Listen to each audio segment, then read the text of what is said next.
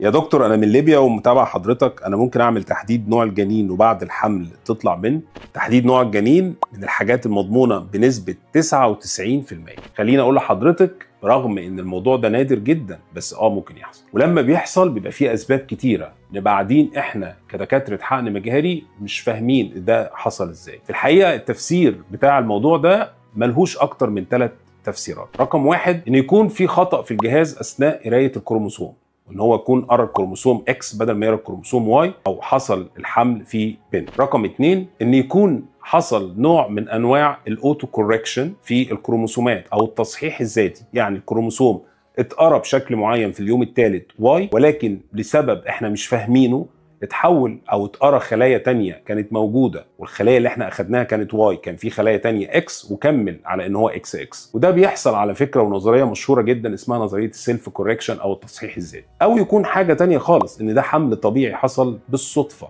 ان اثناء عمليه الحقن المجهري في بعض الازواج ما بيتبعوش التعليمات بتاعتنا من منع العلاقه الزوجيه في اوقات معينه، وبالتالي ممكن يحدث حمل طبيعي ويبقى الجنين اللي احنا زرعناه مش ده الجنين اللي احنا حملنا فيه. حصل حمل طبيعي في اثناء محاوله الحقن المجاري، وطبعا بيبقى كل الظروف مهيئه لحدوث الحمل، واخدين منشطات وعاملين منظار ومحضرين البطانه واخدين مثبتات.